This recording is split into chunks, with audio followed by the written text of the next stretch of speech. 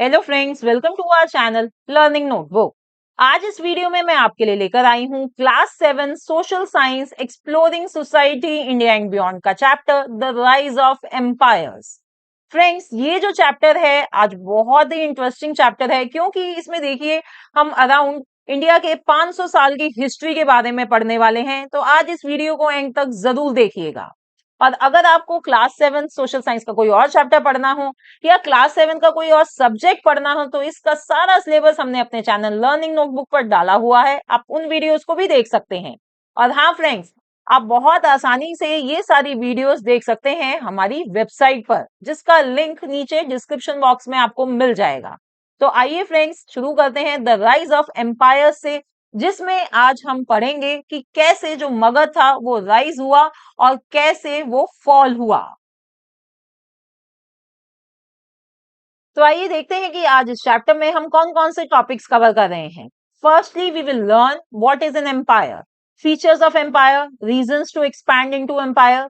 Next topic will be trade, trade routes and guilds.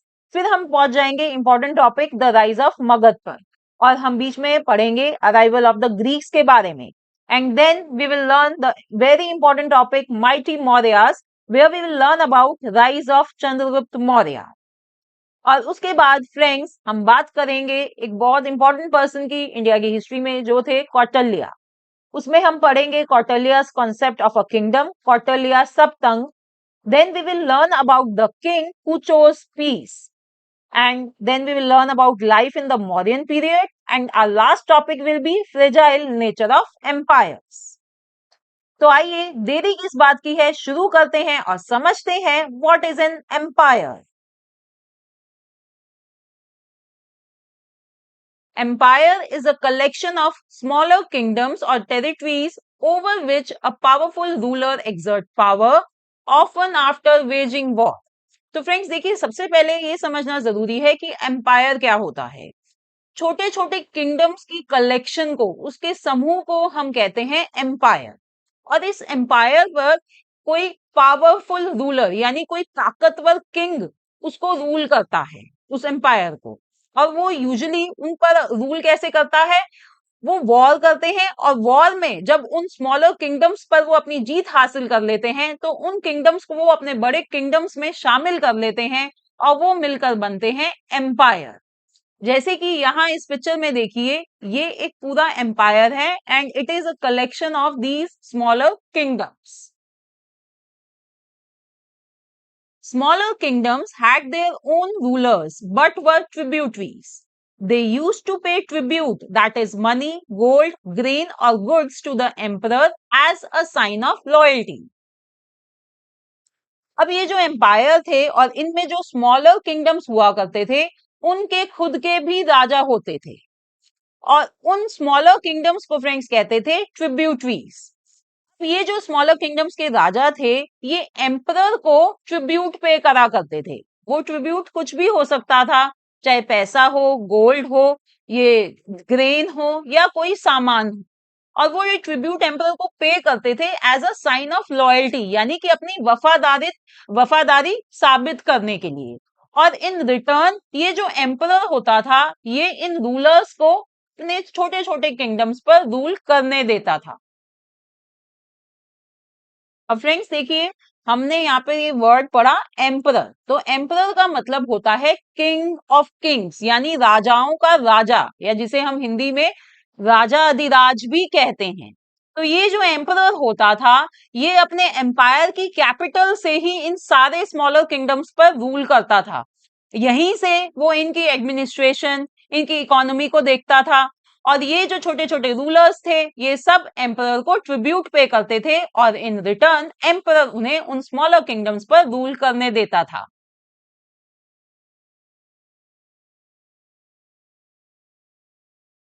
Trained armies were deployed to conquer neighboring kingdoms, maintain control over them, and defend empire's borders. इन empire की trained armies भी हुआ करती थी। तो ये जो trend आर्मीज थी, इनका क्या काम था, इनका काम था जो नेबरिंग किंगडम्स थे उनको कॉन्कर करना, उन पर अपना कंट्रोल जमाना, कब्जा करना उनके ऊपर। और जो किंगडम्स जो एम्पायर के अंडर आ चुके हैं उनको डिफेंड करना। तो ये काम होता था वहां की ट्रेन्ड आर्मीज का।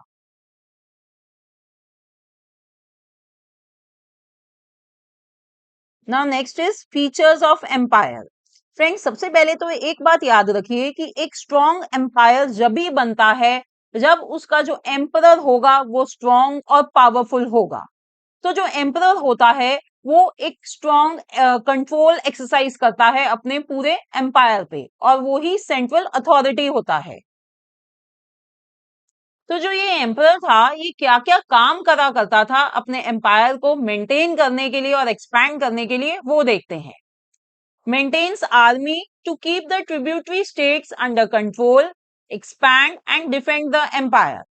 तो जो एम्परर था एक तो वो ट्रेन्ड आर्मी मेंटेन करा करता था जिससे कि जो ट्रिब्यूटरी स्टेट्स हैं उसके एम्पायर के अंडर वो कंट्रोल में रहें, और दूसरा वो अपने एम्पायर को एक्सपैंड कर सके और उसे डिफेंड कर सके। एक्सपैंड द एम्पायर मतलब कि जो बाकी और स्मॉलर किंगडम्स हैं उनको भी वो अपने एम्पायर में मिला सके। तो ये सब के लिए उसको एक आर्मी मेंटेन करनी होती थी। Next was maintains an administration with officials to manage territories, collect taxes, maintain law and order, etc. अब आर्मी मेंटेन करने के बाद एम्परर का जो नेक्स्ट इंपॉर्टेंट काम हुआ करता था वो होता था लॉ एंड ऑर्डर मेंटेन करना और टैक्सेस कलेक्ट करना, जिससे कि वो इस आर्मी को अच्छे से मेंटेन कर पाए।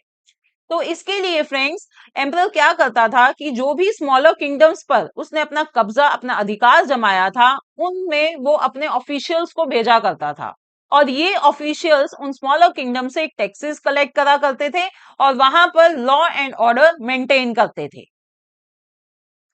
अब नेक्स्ट क्या काम था एम्परर का? To make laws, issue currencies and regulate trade. अब देखिए, जितना ज्यादा ट्रेड होता था उतना ही ज्यादा एम्परर को टैक्स मिलता था और वो उतनी ही अच्छी तरह से अपनी आर्मी को मेंटेन करता था। तो इसलिए जो एम्परर था वो ट्रेड को रेगुलेट करने में बहुत ध्यान देता था कि भाई जो ट्रेड है, जो व्यापार है, वो अच्छे से चले। और इसके लिए वो करेंसी भी इशू करता था जिससे कि उसी की करेंसी में ही ट्रेडिंग हो, और इन सब चीजों के लिए वो रिलेटेड लॉज भी बहुत अच्छे से बनाता था, जिन लॉज की मदद से वो ट्रेड को अच्छे से रेगुलेट कर पाता था।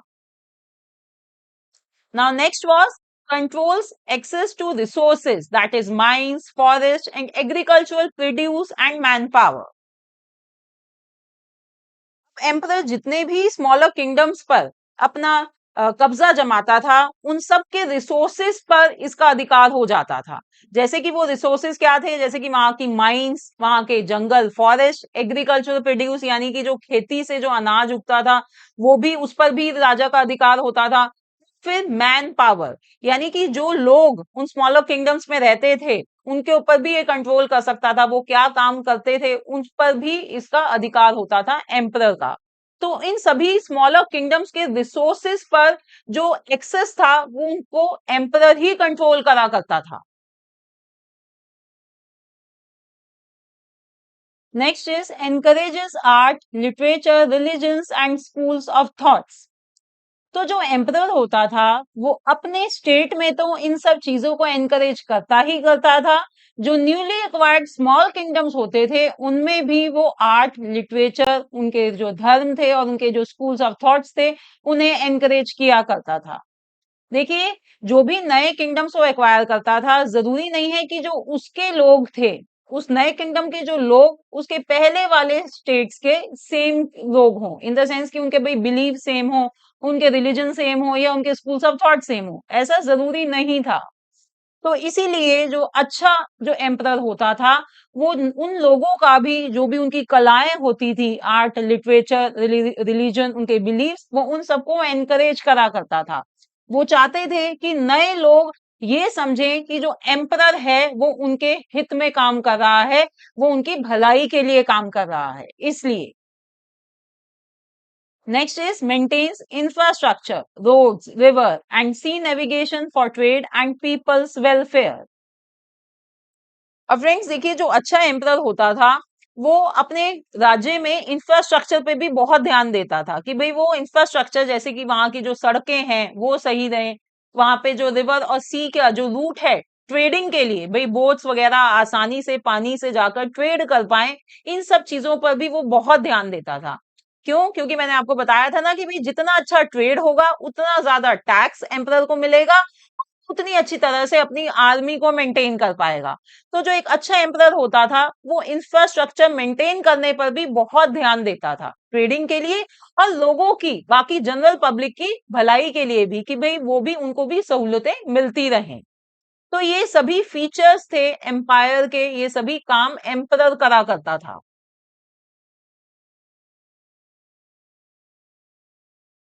Now next is reasons to expand into empire. देखिए कोई भी जो राज्य होता था वो अपने आप को एम्पायर में एक्सपैंड करना क्यों चाहता था, यानी वो क्यों चाहता था कि भाई और जो आसपास के किंगडम्स हैं उन पर वो कब्जा कर ले। तो इसके क्या रीजंस थे? First is an ambition to rule the entire world and to be remembered by future generations. देखिए फ्रेंड्स, हम बात कर रहे हैं एंशियंट टाइम की। तो उस टाइम पर जो राजा थे उनका एम्बिशन हुआ करता था कि भाई हम पूरी दुनिया पर मैं रूल कर सकूं, तो इसलिए वो एम्पायर को एक्सपैंड करते थे। और दूसरा था कि भाई फेम के लिए वो चाहते थे कि आने वाली जनरेशन्स मुझे याद रखें कि भाई एक ऐसा एम्परर हुआ करता था। दूसरा रीजन था to gain access to more resources for economic and army strength. तो फ्रेंड्स, जैसे कि मैंने अभी आपको बताया था कि भाई जैसे ही वो स्मॉलर किंगडम्स को अपने अंडर करा करते थे तो उनके रिसोर्सेस एम्परर के हाथ में आ जाते थे। तो उनके रिसोर्सेस को यूटिलाइज करता था, यूज करता था वो अपने आप को, अपने स्टेट्स को डेवलप करने के लिए और अपनी आर्मी की स्ट्रेंथ को बढ़ाने के लिए। Then third reason could be desire for wealth for the emperor and the empire. और तीसरा मेजर रीजन होता था पैसे की चाहत, वेल्थ की इच्छा। जो एम्परर होता था वो चाहता था कि भाई मेरे पास खूब पैसा हो, खूब शोहरत हो, और इसलिए भी वो छोटे छोटे किंगडम्स को अपने अंडर, अपने कब्जे में लेना चाहता था, and he wanted to expand into empire.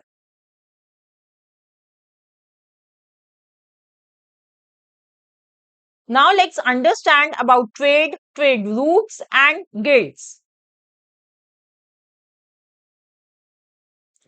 Trade was key to maintain the empire and ensuring people's welfare. तो फ्रेंड्स, जैसे कि अभी हमने पढ़ा था कि जो ट्रेड होता था वो किसी भी एम्पायर को मेंटेन करने के लिए बहुत जरूरी होता था, और लोगों की वेलफेयर यानी उनकी भलाई के लिए भी ट्रेड बहुत जरूरी था। Conducting military campaigns and maintaining an army was costly, especially in distant lands. तो फ्रेंड्स, किसी भी एम्पायर के लिए ट्रेड क्यों जरूरी होता था? क्योंकि ट्रेड से ही पैसे मिलते थे उन्हें आर्मी को मेंटेन करने के लिए। जो भी आर्मी उनको मेंटेन करनी होती थी उसका पैसा कहाँ से आता था? इसी ट्रेड से आता था। और अगर उन्हें किसी स्मॉलर किंगडम पर अटैक करना है तो उस कैंपेनिंग के लिए भी उनको ट्रेड से ही पैसा मिला करता था। So trade was the key to maintain the empire. अब आप सोच रहे होंगे कि आर्मी को मेंटेन करना इतना कॉस्टली क्यों हुआ करता था। आइए वो भी समझते हैं। Because soldiers need to be fed, cloth, equipped with weapons and paid, elephants and horses need to be cared for, roads और ships have to be built, and so on. तो देखिए, हमें जो एम्परर्स थे उनको किस किस चीज के लिए पैसा चाहिए होता था। जो सोल्जर्स थे आर्मी में उनको खाना खिलाने के लिए, उनको कपड़े, उनको जो यूनिफॉर्म थी वो देने के लिए, फिर सोल्जर्स को लड़ाई करने के लिए अच्छे वेपन्स भी देने पड़ते थे, और उनको सैलरी भी पे करनी पड़ती थी। और इसके अलावा जो पहले के जमाने में लड़ाइयां होती थी घोड़ों पर और हाथियों पर बैठकर, तो वो एलिफेंट्स और हॉर्सेस को भी तो मेंटेन करना है, तो उसके लिए भी पैसा चाहिए। इसी तरह से सड़कों को बनाने के लिए और शिप्स जिन पर बैठकर जो सोल्जर्स हैं वो जाएंगे भाई जहां पर उनको स्मॉलर किंगडम्स जिन पर अटैक करना है, तो वो इंफ्रास्ट्रक्चर भी उनको चाहिए। ऐसी ऐसी फ्रेंड्स बहुत सी रिक्वायरमेंट्स होती थी, इसीलिए आर्मी को मेंटेन करना बहुत कॉस्टली होता था। और इन सब में मदद करता था ट्रेड। तो फ्रेंड्स, आई एम श्योर अब आपको समझ में आ गया होगा कि ट्रेड की क्या इंपॉर्टेंस हुआ करती थी। अब नेक्स्ट इंपॉर्टेंट चीज थी trade routes. Establishing and controlling trade routes all over the empire's territory was of great importance. So friends, trade routes यानी कि जिन रास्तों से ट्रेड होता था, तो अच्छे ट्रेड के लिए जरूरी है कि ट्रेड रूट्स भी अच्छे हों। So more trade means more income for the producers and more tax for the king. तो जो एम्परर थे वो इन ट्रेड रूट्स को मेंटेन करने में, इनको एस्टैब्लिश करने पर भी उन्होंने बहुत ध्यान दिया था, क्योंकि वो जानते थे कि भाई ज्यादा अच्छे ट्रेड रूट्स होंगे तो इसका मतलब ज्यादा ट्रेड होगा, और जब ज्यादा व्यापार होगा तो जो व्यापारी है उनको ज्यादा इनकम होगी और वो उतना ही ज्यादा टैक्स किंग को यानी एम्परर को पे करेंगे। और देखिए, जब लोगों की इनकम बढ़ती है, जो भी प्रोड्यूसर्स हैं भाई उनकी इनकम बढ़ रही है, तो लोगों जो पीपल्स वेलफेयर है वो भी हो रहा है, तो उसमें भी राजा को ही फायदा होता था। अब फ्रेंड्स, कुछ हिस्टोरियंस हैं जिन्होंने पता लगाया कि भाई उस टाइम पर, एंशिएंट टाइम पर क्या क्या गुड्स की ट्रेडिंग हुआ करती थी। सो इट इंक्लूडेड टेक्सटाइल्स यानी कपड़ा, स्पाइसेस यानी मसाले, एग्रीकल्चरल प्रोड्यूस जो भी भाई जो अनाज वगैरह पैदा होते थे उनको भी ट्रेड किया जाता था। फिर luxury item such as gems and handicraft products and various animals, और इसके अलावा काफी लग्जरी आइटम्स को भी ट्रेडिंग, उनकी भी ट्रेडिंग होती थी। हैंडीक्राफ्ट प्रोडक्ट्स बनाए जाते थे और जानवरों की भी ट्रेडिंग करी जाती थी।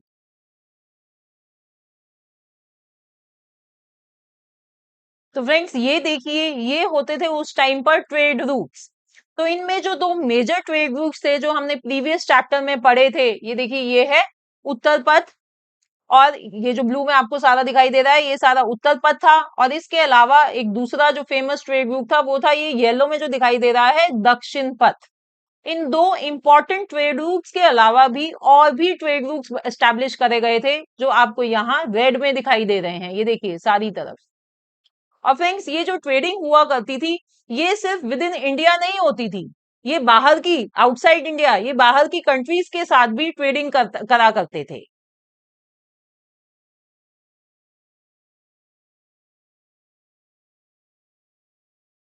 बात करेंगे गिल्ड्स की। Guilds, that is Shrenis. They were powerful associations of traders, craftsmen, money lenders और farmers. देखिए फ्रेंड्स, ये जो गिल्ड्स होती थी जिन्हें श्रेणीज भी कहा जाता था, ये पावरफुल एसोसिएशंस होती थी, या तो ट्रेडर्स की, या क्राफ्ट्समैन की, मनी लेंडर्स की, या फार्मर्स की। श्रेणीज were dedicated to a single specific trade और क्राफ्ट। और ये जो श्रेणी होती थी फ्रेंड्स, ये हर एक अलग अलग स्पेसिफिक ट्रेड और क्राफ्ट को डेडिकेटेड होती थी। इसका मतलब है कि हर एक ट्रेड के लिए या हर एक क्राफ्ट के लिए अलग श्रेणी होती थी। जैसे कि पॉटर्स के लिए एक अलग श्रेणी होगी, इसी तरह से वीवर्स के लिए अलग श्रेणी होगी, या जो जूलर्स होते थे उनकी अलग श्रेणी होगी। तो सबकी अलग अलग श्रेणी यानी गिल्ड्स होती थी। देखिए फ्रेंड्स, जैसे कि आज के टाइम में ट्रेड एसोसिएशंस होती हैं, ट्रेड ऑर्गेनाइजेशंस होती हैं, तो ये जो गिल्ड्स थी ये भी उसी की समझ लीजिए एंशिएंट फॉर्म थी। और ये सिर्फ ट्रेड एसोसिएशंस नहीं थी, ये as a court of justice भी काम करा करते थे, ये एज अ बैंक भी काम करा करते थे। लोग इनसे पैसा उधार ले सकते थे या इनके पास पैसा जमा करा सकते थे, और ये लोगों को इंटरेस्ट भी देते थे, यानी लोन वगैरह भी दे दिया करते थे। अगर किसी को नया बिजनेस शुरू करना है, व्यापार शुरू करना है, तो उसके लिए भी ये गिल्ड्स उसको पैसा देते थे। तो सिर्फ ट्रेड यूनियंस ही नहीं थी ये, उसके अलावा ये और भी बहुत फंक्शंस थे इनके।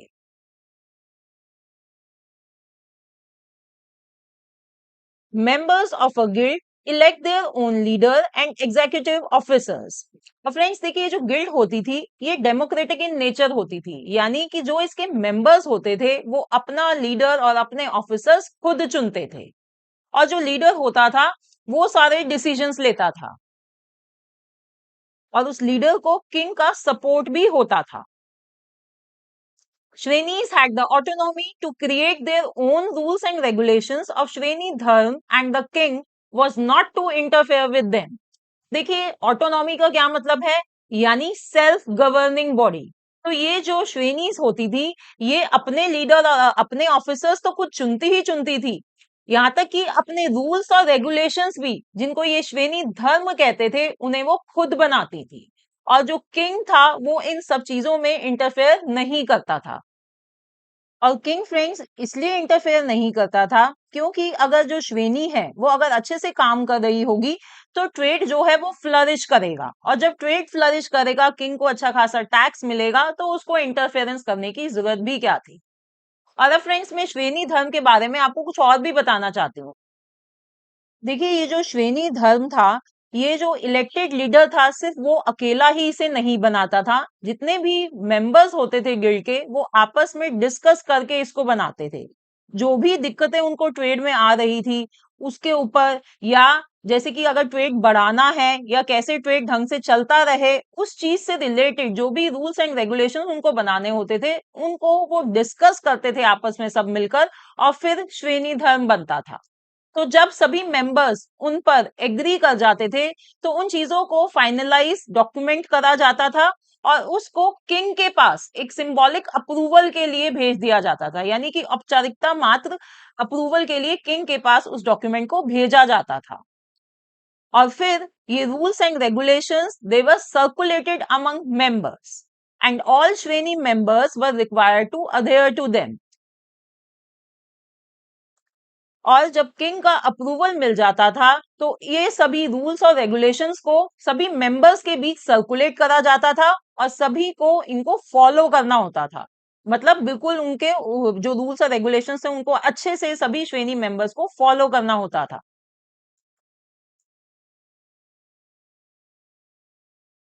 Now next topic is functions of guilds, यानी कि गिल्ड्स की क्या क्या फंक्शंस थी। The most important function of guilds was regulation of trade. Guilds help to regulate trade practices, control prices and maintain quality standards. तो friends उस time पर guilds की सबसे इंपॉर्टेंट जो फंक्शन थी वो थी रेगुलेशन ऑफ ट्रेड। यानी कि देखिए इसमें वो क्या क्या करते थे, इसमें एक तो वो ये करते थे कि they use to maintain quality standards, यानी कि भाई जो गुड्स बन रहे हैं वो सेम क्वालिटी के बने। ऐसा ना हो कि अगर कोई एक गुड जो कम क्वालिटी का है और जो दूसरा जो उसका वही सेम चीज जो बेहतर क्वालिटी की है, दोनों के सेम दाम हो, ऐसा नहीं होता था। वो रेगुलेट करते थे कि भाई जो थोड़ी कम क्वालिटी का गुड है तो उसके पैसे कम होंगे, उसके जो प्राइस होगा वो कम होगा, और जो जो जो चीज अच्छी क्वालिटी की है उसका प्राइस ज्यादा होगा। तो इस तरह से वो क्वालिटी स्टैंडर्ड्स मेंटेन करते थे, उनके प्राइसेस कंट्रोल करते थे, और जो ट्रेड प्रैक्टिसेस थी भाई, जो भी नियम वगैरह थे वो सब रेगुलेट करा करते थे। तो ये फॉरमोस्ट फंक्शन होती थी गिल्ड्स की। Next was financial services. They also acted as banks to accept deposits and lending money to their members. तो गिल्ड का दूसरा फंक्शन था कि वो फाइनेंशियल सर्विसेज प्रोवाइड करते थे, यानी कि वो बैंक्स की तरह एक्ट करते थे। और अगर किसी मेंबर को कोई पैसे डिपॉजिट करवाने हैं तो वो पैसा गिल्ड के पास जमा करा सकता है, गिल्ड उसको उस पर इंटरेस्ट भी देता था। और इसी तरह अगर किसी मेंबर को अपने व्यापार के लिए पैसों की जरूरत है तो उसके लिए जो गिल्ड था वो उसको मनी भी देता था। It use to lend money to their members. तो भाई किसी को अगर पैसे जरूरत है, व्यापार बढ़ाना है, तो उसके लिए उसको पैसे भी गिल्ड से मिल जाते थे। Next was ensuring fair competition. They prevented monopolies, shared market information and promoted collaboration rather than competition. और नेक्स्ट फंक्शन गिल्ड की थी टू एंश्योर फेयर कंपटीशन। देखिए फेयर कंपटीशन कैसे इंश्योर करती थी, बाय प्रिवेंटिंग मोनोपोलीज। देखिए मोनोपोली का मतलब होता है कि भाई एक ही पर्सन एक टाइप का प्रोडक्ट बनाता रहे, ऐसा नहीं होने देती थी गिल्ड। क्योंकि उसमें क्या होगा कि जब एक ही पर्सन के हाथ में एक टाइप के प्रोडक्ट का कंट्रोल होगा तो वो एक तो उसके प्राइसेस को कंट्रोल कर सकता है, दूसरा उसकी सप्लाई को कंट्रोल कर सकता है, तो ये चीज गिल्ड होने नहीं देती थी। दूसरी क्या थी कि शेयर्ड मार्केट इंफॉर्मेशन। देखिए उस टाइम पर कोई टीवी इंटरनेट वगैरह नहीं थे कि भाई जो प्रोड्यूसर्स थे उनको पता चले कि भाई दूर दराज की मार्केट में किस चीज की डिमांड है। ये जो गिल्ड होती थी इसका ये भी काम होता था कि वो ये पता लगाए कि मार्केट्स में किस चीज की डिमांड है, क्या कोई नई प्रोडक्ट की डिमांड है, और वो सारी इंफॉर्मेशन आकर यहाँ पर प्रोड्यूसर्स को देती थी, जिससे कि प्रोड्यूसर्स अकॉर्डिंगली उन नई चीजों को बना सकें। तो इस तरह से ये काम भी था गिल्ड का कि भाई to share the market information with the producers. और तीसरी चीज ये थी फ्रेंड्स, जो प्रोड्यूसर्स थे वो कोलैबोरेशन करना चाहते थे रादर देन कंपटीशन। क्यों? क्योंकि जो भी प्राइस कंट्रोल करना होता था या जो क्वालिटी स्टैंडर्ड मेंटेन करने होते थे ये गिल्ड करती थी। तो जो प्रोड्यूसर्स थे वो उनका जो मोटिव रहता था, उनका मोटिव ये रहता था कि भाई हम राज्य के लिए काम करें, हम सब मिलकर एक साथ सबकी भलाई के लिए काम हो। वो आपस में कंपटीशन वाली फीलिंग नहीं रहती थी उसमें।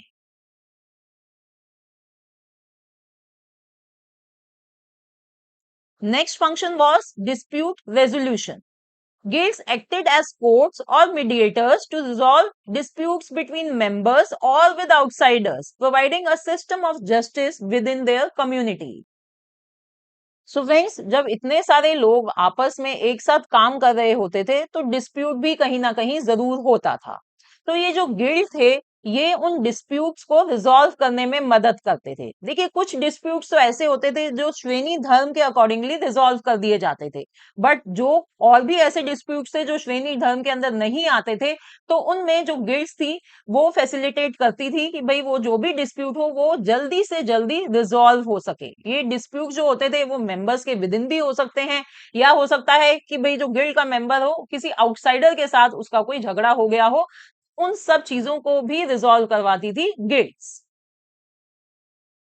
तो फ्रेंड्स इस तरह जो गिल्ड थी उसका सिर्फ ट्रेड पर ही सारा फोकस, सारा ध्यान नहीं था।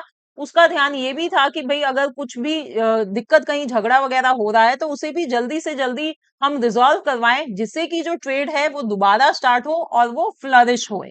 तो एक तरीके से ये जो गिल्ड थी इनमें जो जस्टिस का फीचर था वो भी बहुत सही और जरूरी था। Next function was political influence.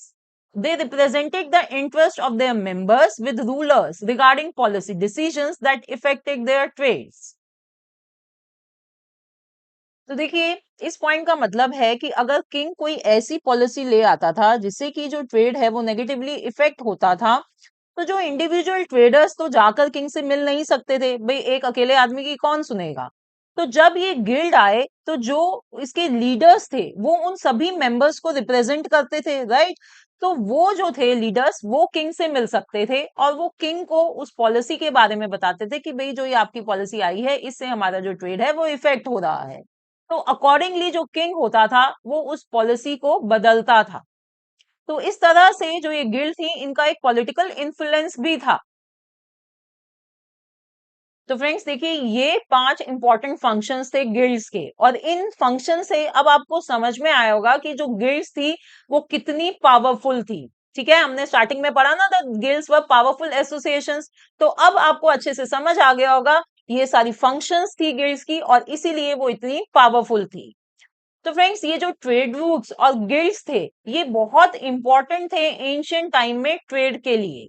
दे ये दोनों बैकबोन थे एक तरीके से पूरे ट्रेड की। Now our next important topic is the rise of Magadha. From the 6th to 4th century BCE, Magad became a powerful kingdom in North India. तो देखिए 6th सेंचुरी से लेके 4th सेंचुरी बीसी तक जो मगध था वो बहुत ही पावरफुल किंगडम था नॉर्थ इंडिया में।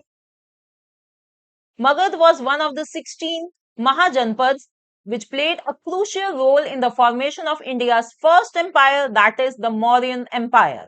अब फ्रेंड्स हमने लास्ट चैप्टर में महाजनपद के बारे में पढ़ा था और उसमें मैंने आपको ये भी बताया था जो ये मगध था ये उन 16 महाजनपद में एक बहुत पावरफुल महाजनपद था और इसी ने एक बहुत इंपॉर्टेंट रोल प्ले करा इंडिया के पहले एम्पायर के बनने में। कौन सा एम्पायर था इंडिया का पहला? The Mauryan empire. तो अब हम इसी के बारे में पढ़ने वाले हैं। Powerful early Kings such as Bimbisara and Ajatashatru played a crucial role in Magad expansion. तो फ्रेंड्स ये जो मौर्यन एम्पायर है ये ऐसे ही नहीं बना।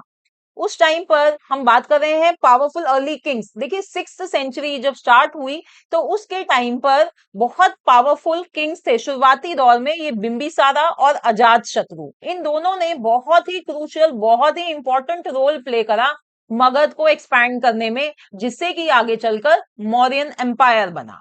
और एक और बात हुई उस टाइम पर कि अजात शत्रु के टाइम पर ही जो हमारे ये गौतम बुद्ध हैं, जो बुद्धिज्म जिन्होंने हमें दिया, और इसी तरह जो लॉर्ड महावीरा हैं जिन्होंने जैनिज्म दिया, ये दोनों भी अजात शत्रु के टाइम पर ही थे। तो देखिए उस टाइम पर अलग अलग स्कूल्स ऑफ थॉट्स भी आ रहे थे, और जो ये मगध था ये भी एक्सपैंड हो रहा था। अब आइए फ्रेंड्स, यही सारी चीजें हम टाइमलाइन के थ्रू पढ़ते हैं, जिससे कि आपको ये सारी चीजें बहुत अच्छे से समझ आ जाएंगी।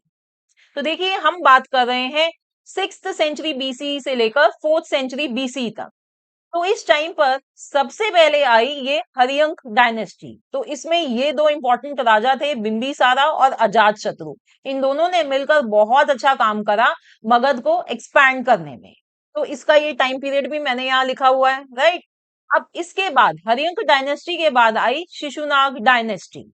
ये शिशुनाग डायनेस्टी का टाइम पीरियड रहा। अब शिशुनाग डायनेस्टी के बाद आती है नंदा डायनेस्टी। देखिए फ्रेंड्स, जो नंदा डायनेस्टी थी उसमें कुछ कमियां रही। तो नंदा डायनेस्टी के इस टाइम पीरियड के बाद आई मौर्य एम्पायर। इसके बाद आई हमारी ये मौर्य एम्पायर। और फ्रेंड्स हाँ, ये जो नंदा डायनेस्टी है इसके बारे में हम अभी आगे पढ़ने वाले हैं। अभी फिलहाल ये टाइमलाइन देखकर आपको इन अ नटशेल ये समझ में आ गया होगा कि मगध में कौन कौन सी डायनेस्टी आई और वो कितने कितने टाइम पीरियड के लिए रही, और फिर फाइनली कब मौर्य एम्पायर आया, राइट।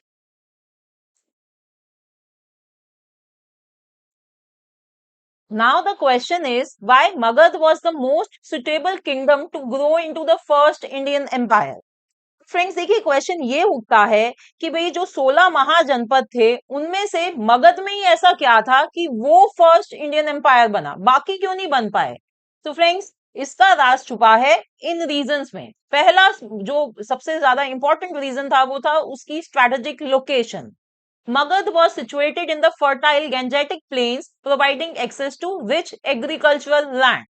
जो ये मगध था ये फर्टाइल गैंजेटिक प्लेन्स पर था, जो बिल्कुल रिच गैंजेटिक प्लेन्स है वहां पर ये मगध लोकेटेड था, जिसकी वजह से उसके पास रिच एग्रीकल्चरल लैंड का एक्सेस था, यानी कि वहां पर बहुत अच्छी क्रॉप्स ग्रो हुआ करती थी। तो इसके पास इस चीज का एक्सेस था कि वो बहुत आसानी से और बहुत अच्छी क्वांटिटी में वो क्रॉप्स को ग्रो कर पाता था। दूसरा रीजन था abundant natural resources. Magad had significant iron ore deposits in nearby hills to manufacture weapons and agricultural tools, giving army and farming a technological advantage. दूसरा जो रीजन था वो ये था कि मगध को नेचुरल रिसोर्सेज का भंडार मिला हुआ था।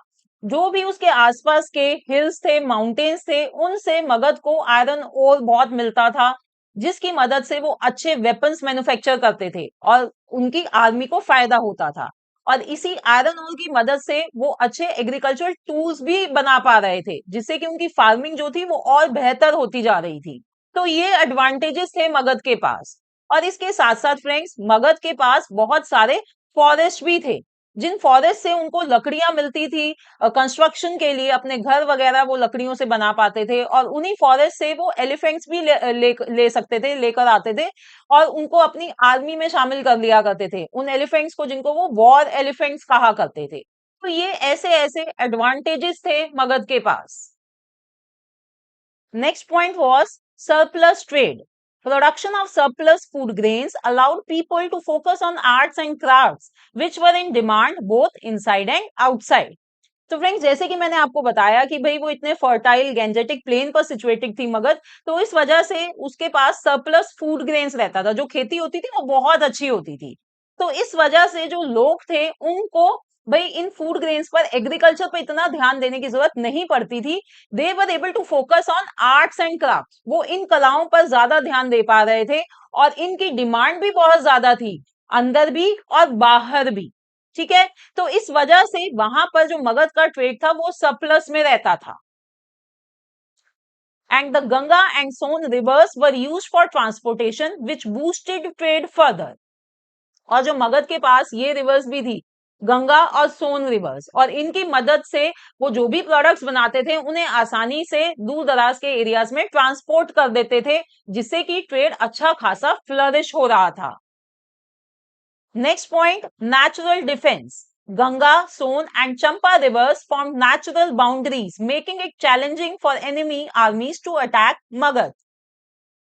तो देखिए फ्रेंड्स, उनको खाने की चिंता तो थी ही नहीं, साथ ही साथ उनको डिफेंस की भी कम चिंता थी। क्यों? क्योंकि ये जो गंगा, सोन और चंपा नदियां थी, ये एक नेचुरल बाउंड्रीज क्रिएट कर रही थी मगध के लिए, जिससे कि जो एनिमीज थे उनकी उनकी आर्मीज आसानी से मगध पर अटैक नहीं कर सकती थी। ओके, तो ये फ्रेंड्स यही सारे रीजंस थे जिनकी वजह से महाजनपद में सिर्फ एक मगध ही था जो इतना पावरफुल किंगडम बन पाया, एक पूरा एम्पायर बन पाया।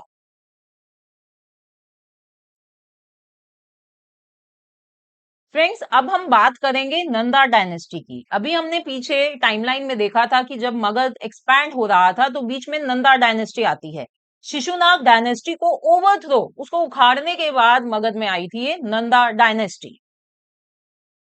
In the 5th century BCE, Mahapadma Nanda founded Nanda dynasty, uniting many kingdoms in eastern and northern India. तो फ्रेंड्स 5th सेंचुरी बीसीई में महापद्म नंदा ने इन्होंने नंदा डायनेस्टी फाउंड करी थी, यानी इन्होंने स्टार्ट करी थी। और उस टाइम पर इन्होंने मगध के साथ काफी सारे किंगडम्स को मिला दिया था।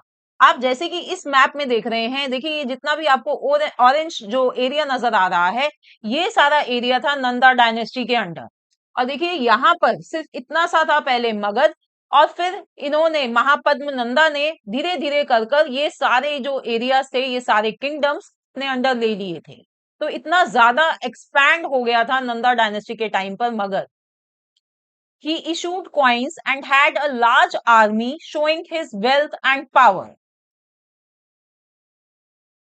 और ये फ्रेंड्स, ये किंगडम नंदा डायनेस्टी उस टाइम पर इतनी पावरफुल और वेल्दी थी, रिच थी, कि इनके खुद के क्वाइंस थे। इन्होंने उस टाइम पर क्वाइंस इशू करे और इनकी जो आर्मी थी वो भी बहुत बड़ी थी। ओके, तो इतनी पावरफुल थी ये Nanda dynasty. Friends, now I have a question for you. क्या आप इस मैप को देखकर, यहाँ पर जो इतनी सारी इंपॉर्टेंट सिटीज आपको दिख रही हैं, इसमें से आप मेरे को बता सकते हैं कि नंदा डायनेस्टी की कैपिटल कौन सी थी उस टाइम? कमेंट करके मुझे बताइए।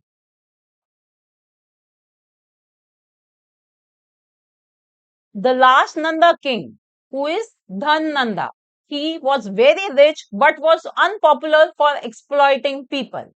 अब जो नंदा डायनेस्टी में लास्ट किंग था धन नंदा, वो बहुत रिच था, बहुत अमीर था, बट वो लोगों के बीच में बहुत अनपॉपुलर था। क्यों? Because he use to exploit people for money. और यही रीजन बना फ्रेंड्स नंदा डायनेस्टी के फॉल का। This led to the fall of Nanda empire to the Maurya empire. और नंदा एम्पायर जब गिरा तो उसके बाद आया मौर्य एम्पायर। तो अब हम फ्रेंड्स बात करेंगे the rise of Mauryan empire की। बट उससे पहले इस टाइम पर जब नंदा डायनेस्टी गिर रही थी, तो उस टाइम पर हिस्ट्री में एक और इंपॉर्टेंट इवेंट हुआ, उसके बारे में हम पहले बात करेंगे। ये था अराइवल ऑफ द ग्रीक्स।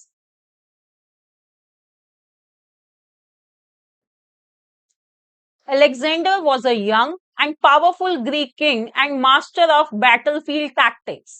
तो फ्रेंड्स, एलेक्जेंडर एक किंग था जो यंग और पावरफुल ग्रीक किंग था वो। और वो मास्टर था बैटलफील्ड टैक्टिक्स में, यानी कि लड़ाइयों को किस तरह से लड़ा जाए, उन युक्तियों में, और उन लड़ाइयों को जीता कैसे जाए, इस चीज में एलेक्जेंडर मास्टर था। And he was famous for bold attacks. यानी बोल्ड अटैक्स का मतलब है फ्रेंड्स कि वो अपने से बड़ी आर्मी से लड़ता था, भिड़ता था और जीत भी जाता था। And he won battle of Granicus, battle of Issus, battle of Gaugamela and conquer the Persian empire. और इसी वजह से देखिए उसने ये इतनी तीन बड़ी बड़ी बैटल्स जीती थी। ग्रैनिकस की बैटल, ईसस की बैटल, गोगमला की बैटल, ये सभी बहुत ही बड़ी बड़ी लड़ाइयां थी जिनको अलेक्जेंडर ने जीता था। और उसने कॉन्कर कर लिया था पर्शियन एम्पायर को। पर्शियन एम्पायर फ्रेंड्स, जिसमें जो आर्मी थी वो अलेक्जेंडर की आर्मी से बहुत ज्यादा बड़ी थी। फिर भी अलेक्जेंडर इनसे भिड़ा और इनके पूरे एम्पायर को उसने कॉन्कर कर लिया था। Alexander, after conquering the Persian Empire, invaded India, aiming to rule the world. और जब अलेक्जेंडर ने जो पर्शियन एम्पायर को कॉन्कर कर लिया, जो कि एक बहुत बड़ा एम्पायर था, तो उसको लगा कि अब वो वर्ल्ड को भी रूल कर सकता है। और इसी चीज को, इसी एम को ध्यान रखते हुए उसने इंडिया पर भी अटैक किया।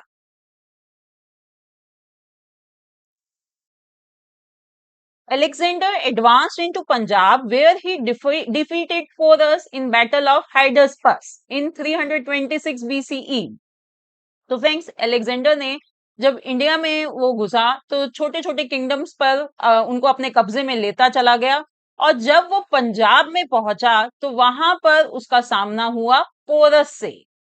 Porous in the battle of Hydaspes. तो ये जो हाइडसपस है ये एक रिवर का नाम था जिसे आज की डेट में हम झेलम रिवर के नाम से जानते हैं। अब यहाँ पर बैटल ऑफ हाइडसपस में अलेक्जेंडर ने पोरस को हरा दिया था। देखिए, जो ये पोरस था ये भी बहुत ब्रेव था, ये किसी भी चीज में अलेक्जेंडर से कम नहीं था। बट जो अलेक्जेंडर था उसकी जो बैटलफील्ड टैक्टिक्स थी और उसके जो बोल्ड अटैक्स थे वो डेफिनेटली पोरस से सुपीरियर थे। इसलिए अलेक्जेंडर ने इस बैटल में पोरस को हरा दिया था। And after the battle, Alexander, impressed by Porus' bravery, restored him as a ruler of his kingdom as a satrap, that is subordinate king। तो बैटल जीतने के बाद अलेक्जेंडर ने पोरस को उसके किंगडम का रूलर रहने दिया, उसको एज अ सत्रप बना दिया, दैट इज सबॉर्डिनेट किंग।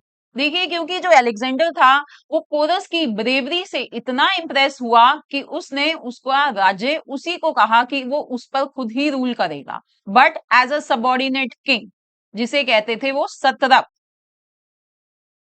तो देखिए फ्रेंड्स, एलेक्जेंडर, जिसे हम एलेक्जेंडर द ग्रेट भी कहते हैं, तो उसको ये नाम सिर्फ इसलिए नहीं दिया क्योंकि उसने बहुत बड़ा एम्पायर बनाया था, इसलिए भी उसको ये नाम दिया गया था क्योंकि वो अपने ओपोनेंट की ब्रेवरी की बहुत रिस्पेक्ट करता था, जैसे कि हमने इस केस में देखा।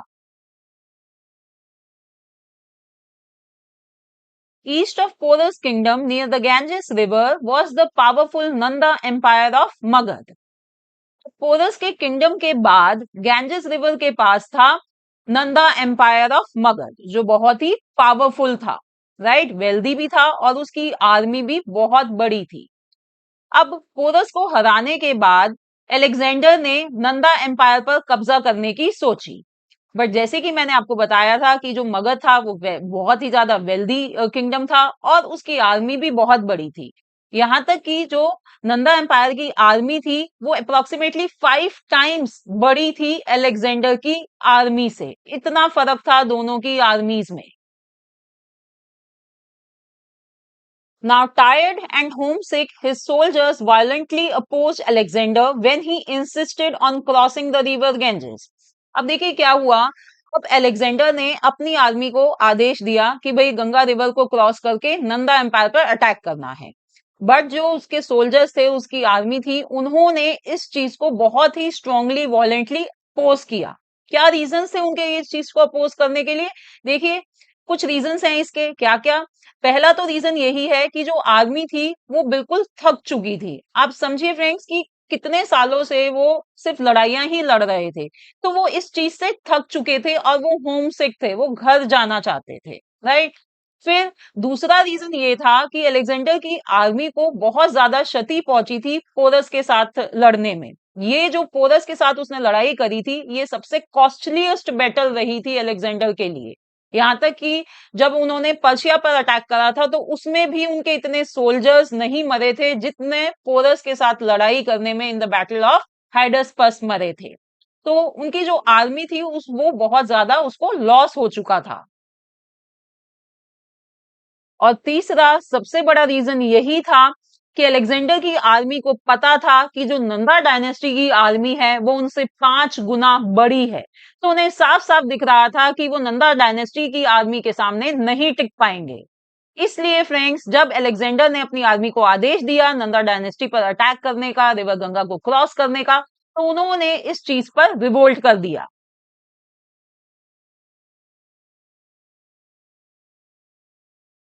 Alexander and part of his army retreated to Persia, but through coastal route in the south and Iran's harsh desert, resulting in heavy losses to his troops out of thirst, hunger and disease।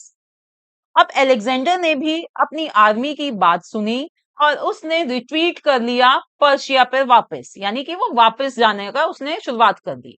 But friends वो उसी रास्ते से वापस नहीं गया, वो जिस रास्ते से आया था। देखिए यहां पर आपको दिखाई देगा, देखिए फ्रेंड्स इस मैप से आपको और अच्छे से समझ आएगा। देखिए अलेक्जेंडर इस पाथ से आया था और यहां पर उसने हाइडसपर्स की बैटल करी थी, वो जीती थी। अब पर जब वो वापस जा रहा था तो वो सेम पाथ से वापस नहीं गया।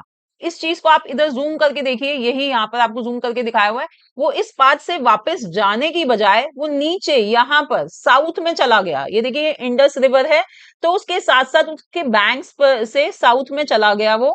क्यों? क्योंकि वो यहाँ पर भी अपना किंगडम बनाना चाहता था, अपने किंगडम की बाउंड्री बनाना चाहता था कि भाई रास्ते में जो जो छोटे छोटे किंगडम्स आ रहे थे उन पर लड़ाइयां करते हुए वो इस रूट से वापस गया। बट इस रूट से वापस जाते हुए जब वो ईरान पहुंचा तो ईरान के रेगिस्तान में उसकी ट्रूप्स को बहुत ज्यादा लॉस हुआ।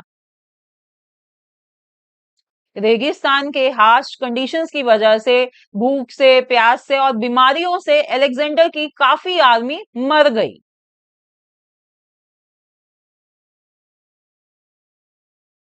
In 323 BCE, Alexander fell ill and died in Babylon, and his empire split among his generals and satraps.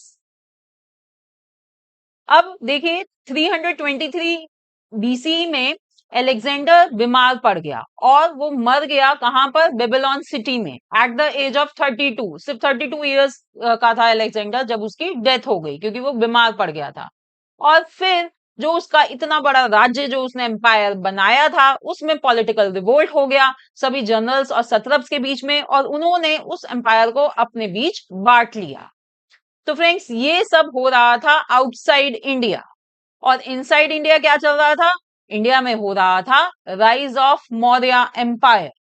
तो अब हम पढ़ेंगे माइटी मौर्यास के बारे में। Around 321 BC, just a few years after Alexander left India with his army, Chandragupta Maurya founded the Maurya Empire in Magad, taking over the Nanda Empire. अब देखिए जब अलेक्जेंडर ने इंडिया से उसने इंडिया को छोड़ दिया, वो वापस चला गया, तो उसके कुछ साल बाद चंद्रगुप्त मौर्य ने बनाया मौर्य एम्पायर मगध में। उन्होंने जो नंदा एम्पायर था उसको उखाड़ फेंका और एस्टेब्लिश किया मौर्य एम्पायर। देखिए मैंने आपको बताया था कि नंदा एम्पायर में लास्ट रूलर था धननंदा, जो अपनी प्रजा के बीच में बहुत अनपॉपुलर था because he use to exploit them for money. तो चंद्रगुप्त मौर्य ने इस चीज को देखा और उन्होंने धननंदा को उखाड़ फेंका, यानी पूरे नंदा एम्पायर को उखाड़ फेंका और एस्टेब्लिश किया मौर्य एम्पायर।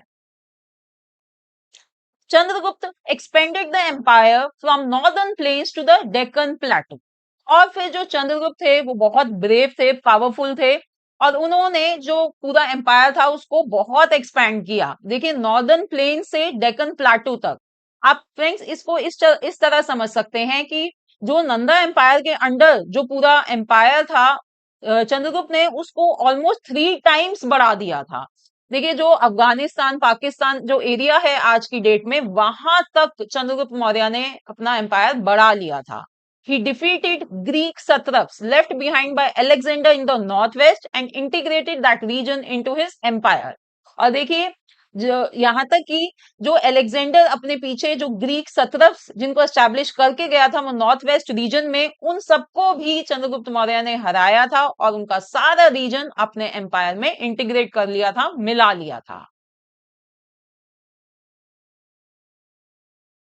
तो देखिए फ्रेंड्स यहां पर इस मैप में आपको ये पूरा जो एरिया ऑरेंज में दिखाई दे रहा है, ये था मौर्य एम्पायर, कितना बड़ा था। और इसकी ये कैपिटल थी ये पाटलिपुत्र। तो इधर फ्रेंड्स देखिए आपको दिखाई दे रहा होगा कि ये जो एरिया है, ये सारा एरिया, ये वो एरिया है जो अलेक्जेंडर ने अपने कब्जे में लिया था झेलम के बाद। ये सारा एरिया यहाँ पर उसने जो ग्रीक सत्रप्स थे उन सबको चंद्रगुप्त मौर्य ने हरा दिया और ये सारा एरिया अपने अंडर ले लिया था। और इधर इधर नीचे यहाँ पर देखिए यहाँ तक डेक्कन प्लेटू तक पूरा ये सारा बन गया था मौर्य एम्पायर। तो फ्रेंड्स देखिए ये जो मौर्यन एम्पायर था ये ऐसा पहला एम्पायर था जिसने अपने अंडर इतने सारे स्मॉलर किंगडम्स को यूनाइट कर लिया था। बट क्वेश्चन अब यही उठता है that how did Chandragupta Maurya was able to expand his empire, कि भाई चंद्रगुप्त मौर्य ने अपना ये एम्पायर इतना ज्यादा एक्सपैंड कैसे कर लिया था। तो आइए इन रीजंस को समझ लेते हैं। Magadh geography, established economic system and a flourishing trade. तो देखिए पहला रीजन तो यही है जो हमने थोड़ी देर पहले पढ़ा था कि जो मगध की ज्योग्राफी थी यानी कि उसकी स्ट्रेटेजिक लोकेशन थी, जिसकी वजह से उनके पास बहुत फर्टाइल प्लेन्स थे, उनके पास हमेशा सरप्लस फूड रहता था, तो वहां पर खाने की कोई कमी नहीं थी उनके पास। और वो अपना ध्यान केंद्रित कर पा रहे थे आर्ट पर, आर्ट और क्राफ्ट पर, जिसकी बहुत ज्यादा डिमांड थी बाहर। तो इस तरह से जो उनका व्यापार था वो बहुत अच्छे से फल फूल रहा था और उनका इकोनॉमिक सिस्टम बहुत अच्छा बन गया था।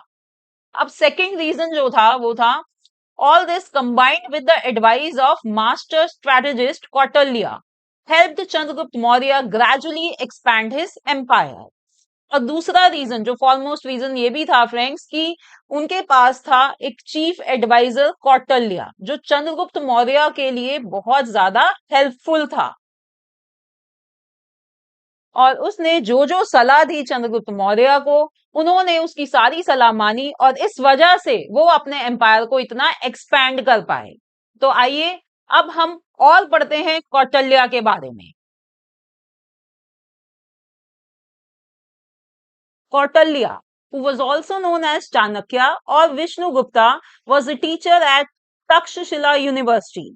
तो फ्रेंड्स कौटिल्य जिनको चाणक्य और विष्णुगुप्ता नाम से भी जाना जाता था, वो तक्षशिला यूनिवर्सिटी में टीचर थे। He advised Dhananda to change the way he rules. Instead, the king insulted Chanakya and expelled him from the Nanda court. तो जो चाणक्य थे वो नंदा डायनेस्टी के टाइम पर थे। तो वो जब उन्होंने देखा कि जो धन नंदा हैं वो लोगों को एक्सप्लॉइट कर रहे हैं पैसों के लिए, तो वो उनके दरबार में गए, उनकी कोर्ट में गए और उन्होंने उनको कहा कि भाई आपको अपना जो रूल करने का वे है, तरीका है, उसको चेंज करना होगा। उन्होंने उसको उनको ये सलाह दी। बट जो किंग थे उन्होंने उनकी बात नहीं मानी, चाणक्य की बात नहीं मानी, बल्कि उनको इंसल्ट करके अपनी कोर्ट से निकाल दिया। Kautilya vowed to end Nanda rule and help Chandragupta Maurya to overthrow the Nanda dynasty. तो उस टाइम फिर चाणक्य ने कसम ली कि वो नंदा रूल को खत्म कर देंगे, वो नंदा डायनेस्टी को हमेशा के लिए खत्म कर देंगे।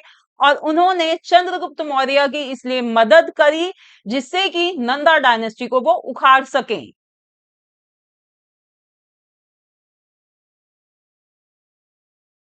His knowledge of politics, governance and economics shaped the Maurya Empire. तो देखिए जो ये चाणक्य थे, ये सिर्फ एक टीचर नहीं थे, उनके पास अपार नॉलेज थी पॉलिटिक्स की, गवर्नेंस की और इकोनॉमिक्स की, जिसकी वजह से वो इतना बड़ा मौर्य एम्पायर खड़ा करवा पाए। He had a clear vision of how a kingdom should be established, managed and consolidated. और उनके पास एक बिल्कुल क्लियर विजन था, साफ साफ वो देख सकते थे कि भाई एक किंगडम को कैसे एस्टैब्लिश करा जाना चाहिए, उसे फिर कैसे मैनेज करा जाना चाहिए और उसको कैसे कंसोलिडेट यानी एक्सपैंड करा जाना चाहिए। तो आइए अब समझते हैं अगला इंपॉर्टेंट टॉपिक जो है Kautilya's concept of a kingdom. Kautilya wrote the Arthashastra in which he listed directives in economics, defense, administration, justice, urban planning, agriculture and people's welfare. तो फ्रेंड्स कौटिल्य ने अर्थशास्त्र लिखा जिसमें उन्होंने बताया कि भाई एक किंगडम कैसा होना चाहिए। अर्थशास्त्र में उन्होंने वेरियस प्रिंसिपल्स और डायरेक्टिव्स लिखे रिलेटेड टू इकोनॉमिक्स, डिफेंस, कि भाई किंगडम में कैसा डिफेंस होना चाहिए, उसमें कैसे एडमिनिस्ट्रेशन, कैसे काम करना है, कैसे मैनेज करना है सब कुछ, जस्टिस की सिचुएशन क्या होनी चाहिए, और अर्बन प्लानिंग, भाई जैसे जैसे जब किंगडम एक्सपैंड करेंगे तो वो सिटीज वहां पे अर्बन प्लानिंग क्या होगी। इसी तरह से एग्रीकल्चर के बारे में उन्होंने लिखा और लोगों की भलाई के बारे में भी उन्होंने लिखा। तो आइए अब इन सब के बारे में एक एक करके हम समझते हैं। पहला है economics. He stressed the importance of fair taxation system that did not overburden the people, ensuring that taxes were proportional to one's ability to pay. तो देखिए कौटिल्य ने कितना इंपॉर्टेंट पॉइंट अर्थशास्त्र में लिखा। उन्होंने स्ट्रेस करा कि किसी भी किंगडम में एक फेयर टैक्सेशन सिस्टम होना चाहिए, जिससे कि लोगों के ऊपर कोई भार ना आए, लोगों को ये ना लगे कि उनको टैक्सेस देने पड़ रहे हैं, तो एक उनको बहुत दिक्कत हो रही है। इतना ओवरबर्डन सिस्टम नहीं होना चाहिए। यहाँ तक कि उन्होंने इस चीज पर भी स्ट्रेस करा कि जो टैक्सेस हो वो प्रोपोर्शनल हो लोगों की इनकम से, टू वंस एबिलिटी टू पे।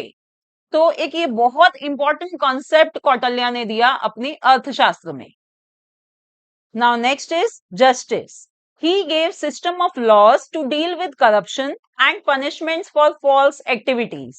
अब नेक्स्ट जो चीज अर्थशास्त्र में कौटिल्य ने लिखी वो थी रिलेटेड टू जस्टिस। उन्होंने पूरे सिस्टम ऑफ लॉज दिए कि कैसे करप्शन अगर राज्य में होती है तो उसे डील करना है, और अगर कोई गलत एक्टिविटी हो रही है, गतिविधि हो रही है, तो उसमें जो इन्वॉल्व लोग हैं उनको क्या पनिशमेंट मिलनी चाहिए। इस पर उन्होंने पूरे सिस्टम ऑफ लॉज लिखे अर्थशास्त्र में। Next was related to administration. He emphasized the importance of law and order in society to maintain internal peace with kingdom. अब नेक्स्ट जो कौटिल्य ने बात करी, उन्होंने कहा कि भाई किंगडम में इंटरनल शांति शांति बनाए रखने के लिए उन्होंने एम्फसाइज करा लॉ एंड ऑर्डर के ऊपर। उन्होंने कहा कि भाई हमारे जितने भी किंगडम्स हैं उन सब में एडमिनिस्ट्रेशन, प्रॉपर एडमिनिस्ट्रेशन होना चाहिए, यानी कि हमारे ऑफिशियल्स होने चाहिए हर राज्य में जो प्रॉपर लॉ एंड ऑर्डर की सिचुएशन को मेंटेन कर सकें, जिससे कि राज्य में शांति बनी रहे। Next was defense. He included extensive advice on military organization, warfare tactics, importance of a strong defense and a well-trained army. अब देखिए फ्रेंड्स, जो कौटिल्य थे उन्होंने बैटल ऑफ हाइडसपस देखी थी। उनको पता था कि जो पोरस थे वो इसलिए हार गए क्योंकि जो उनकी आर्मी थी वो वेल ट्रेंड नहीं थी। इसलिए कौटिल्य ने अर्थशास्त्र में डिफेंस के ऊपर भी बहुत एम्फसाइज करा। उन्होंने कहा कि भाई जो हमारी आर्मी होनी चाहिए वो स्ट्रांग तो होनी चाहिए, वो बड़ी तो होनी ही चाहिए, साथ साथ वो वेल ट्रेन्ड होनी चाहिए, और उसको वॉरफेयर टैक्टिक्स भी जरूर आने चाहिए, जैसे कि अलेक्जेंडर की आर्मी को आते थे। Next was urban planning. Arthashastra includes principles for urban planning and infrastructure development, such as building roads, bridges, beautifying villages, etc. अब देखिए कौटिल्य का जो अभी तक हमने ऊपर पॉइंट्स पढ़े उन सब पर तो ध्यान था ही, साथ साथ उनका अर्बन प्लानिंग पर भी बहुत ध्यान था। जो भी नए किंगडम्स वो अपने एम्पायर में मिला रहे थे उनमें कैसी अर्बन प्लानिंग होनी चाहिए उससे रिलेटेड, और दूसरा उनमें इंफ्रास्ट्रक्चर जरूर डेवलप होना चाहिए, इन सब चीजों पर इनका ध्यान था। वो ये नहीं चाह रहे थे कि भाई जो भी नए किंगडम्स आ रहे हैं उनकी जैसी सिचुएशन है, अगर वो पिछड़े हुए हैं तो उनको पिछड़ा हुआ ही छोड़ दें, नहीं, ऐसा नहीं था। वो उनको डेवलप करना चाहते थे, उनकी अर्बन प्लानिंग करना चाहते थे, जैसे कि वो रोड्स नई बननी चाहिए, मेंटेन रहनी चाहिए, ब्रिजेस बनने चाहिए, और विलेजेस ब्यूटीफाई करने, ऐसी ऐसी बातों पर भी कौटिल्य का ध्यान था। और इन सब चीजों पे वो इतना काम क्यों कर रहे थे, क्योंकि जब अर्बन प्लानिंग होगी और इंफ्रास्ट्रक्चर अच्छे से डेवलप होगा तो ट्रेड बढ़ेगा। Next point was related to agriculture. He believed that a thriving agriculture sector was essential for the well-being of the people. देखिए अब ये जो एग्रीकल्चर का पॉइंट इंक्लूडेड है ये कोई सरप्राइज नहीं है। हमने पढ़ा था कि जो मगध का राइज हुआ था वो एक उसमें एक इंपॉर्टेंट पॉइंट था कि उसके पास बहुत फर्टाइल लैंड था, जिससे कि उसके पास एग्रीकल्चर अच्छा होता था और सरप्लस फूड ग्रेन रहता था। ये चीज किसी भी किंगडम के ग्रोथ के लिए बहुत असेंशियल थी, तो ये तो इंक्लूडेड होना ही था। तो इसके लिए कौटिल्य ने क्या किया, he outlined measures for promoting agricultural growth, including land management, irrigation systems, and the provision of loans to the farmers. तो इसके लिए कौटिल्य ने मेजर्स आउटलाइन करे, उन्होंने बहुत सारे मेजर्स दिए कि भाई एग्रीकल्चर ग्रोथ को कैसे बढ़ाया जाए, प्रमोट करा जाए। तो उसमें उन्होंने लिखा लैंड मैनेजमेंट के बारे में, इरिगेशन सिस्टम कैसे डेवलप करे जाएं, और जो फार्मर्स हैं, जो किसान हैं, उनको लोन की अगर जरूरत है तो वो भी कैसे उनको दिया जाए। Next point was related to people's welfare. He said a king's happiness depends on his people's welfare and he should prioritize their interest over his own. अब देखिए जो लास्ट पॉइंट था वो था लोगों की भलाई से रिलेटेड। क्या आप गेस कर सकते हैं कौटिल्य ने इसको क्यों इंक्लूड करा था? यस, बिल्कुल सही। क्योंकि उन्होंने धननंदा के टाइम पर देखा था कि जो धननंदा थे वो लोगों की वेलफेयर पे, लोगों की हैप्पीनेस पे बिल्कुल ध्यान नहीं देते थे, वो उनको एक्सप्लॉइट करते थे। इसीलिए नंदा डायनेस्टी को उन्होंने उखाड़ फेंका था। तो यहाँ पर कौटिल्य ने अर्थशास्त्र में लोगों की भलाई के ऊपर भी स्ट्रेस दिया। उन्होंने कहा कि जो किंग की खुशी है वो डिपेंड करती है लोगों के वेलफेयर के ऊपर, और किंग को अपनी इच्छाएं, अपने इंटरेस्ट से पहले लोगों के इंटरेस्ट के बारे में, उनके हक के बारे में सोचना चाहिए। ओके, तो फ्रेंड्स ये था कौटिल्यस कॉन्सेप्ट ऑफ अ किंगडम। और कौटिल्य ने कहा कि भाई अगर कोई किंगडम हो तो वो इन कॉन्सेप्ट्स पर ही बिल्ड होना चाहिए, और इसीलिए जो एम्पायर था, मौर्यन एम्पायर, वो इतना ज्यादा एक्सपैंड हो पाया।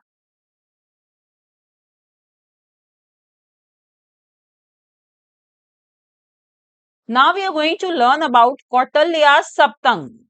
One of his most important political concepts is the Saptang, or the 7 parts that constitute a kingdom. तो फ्रेंड्स देखिए, कौटिल्य का एक बहुत इंपॉर्टेंट पॉलिटिकल कॉन्सेप्ट उन्होंने दिया था जिसका नाम था सप्तंग। यानी कि अगर एक किंगडम है तो उसमें ये 7 अंग जरूर होने चाहिए। तो कौन कौन से वो 7 पार्ट, 7 अंग थे, आइए उनके बारे में पढ़ते हैं। पहला था king, that is Swami, the ruler who leads the kingdom. तो एक किंगडम में सबसे पहले तो एक अच्छा किंग होना चाहिए जो किंगडम को लीड कर सके। और ये जो किंग है ये ऐसा होना चाहिए, केपेबल होना चाहिए। ये नहीं कि सिर्फ नाम का किंग हो, नहीं, उसके अंदर पूरी केपेबिलिटी होनी चाहिए किंगडम को लीड करने के लिए। Next part was Amatya, that is group of counsellors and ministers. और किंग को एडवाइस करने के लिए एक अच्छा ग्रुप होना चाहिए काउंसलर्स और मिनिस्टर्स का, जो अच्छे से किंग को अलग अलग अफेयर्स पर एडवाइस कर सकें।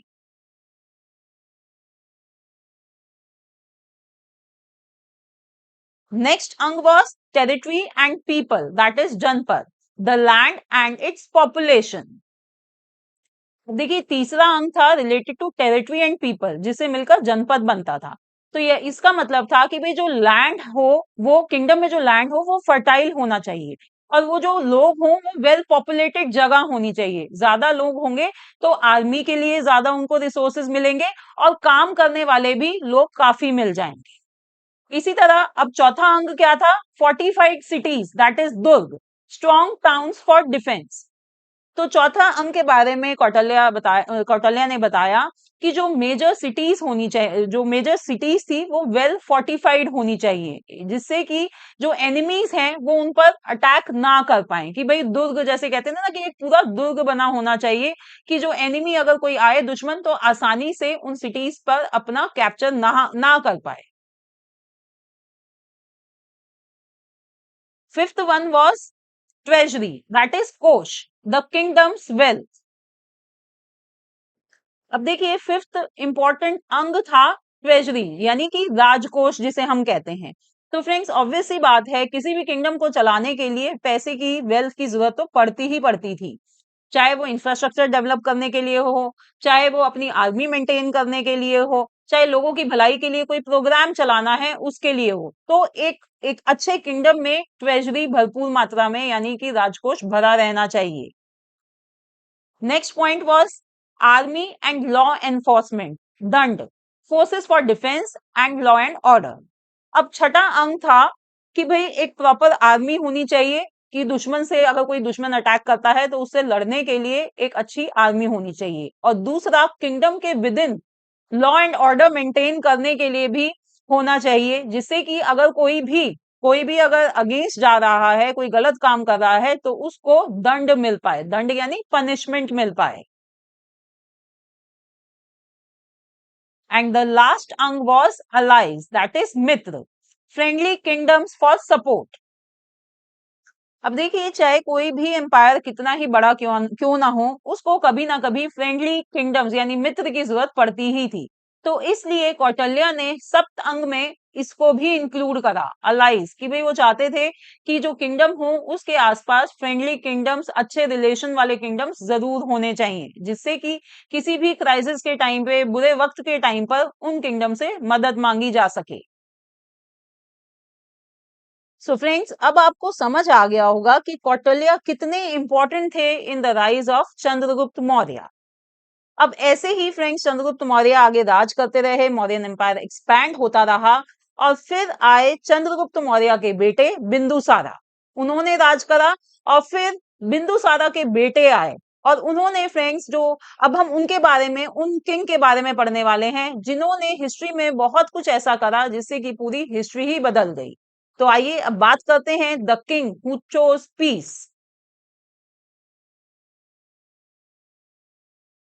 और वो थे सम्राट अशोक, जिनको हम अशोक द ग्रेट के नाम से भी जानते हैं।